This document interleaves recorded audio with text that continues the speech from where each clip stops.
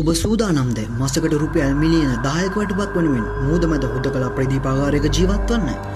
වැටුප ආකර්ෂණීය වුවත් මේ රැඳී සිටීමට නම් ඔබ අනිවාර්යෙන්ම අනුගමනය කළ යුතු අමුතුම නීති රීති 5ක් තිබෙනවා. අංක 1. කිසිම හේතුවක් මත ප්‍රදීපාගාරයේ ප්‍රධාන ආලෝකය නිවා නොදැමිය යුතුයි. අංක 2. මුහුදු දෙසින් කිසිවෙකු ඔබට කතා කරන හඬ ඇසුනොත් කිසි ලෙසකවත් පිළිතුරු නොදෙන්න. අංක 3. එහි ඇති කන්නඩි කාමරයට ඔබට යා හැක්කේ එක් වතාවක් පමණි. දෙවන වරට ගියහොත් එහි වසන ඇය ඔබව දකිනු ඇත. අංක 4. don't open ලෙස සඳහන් කර ඇති කිසිදු දොරකින් කුමන හේතුවක් මතවත් විවෘත නොකරන්න. අංක 5. මැදියම් රැයේ 2:02ට යමෙක් දොරට තට්ටු කළහොත් කිසිවක් කතා නොකර ආලෝකය පමණක් දල්වන්න.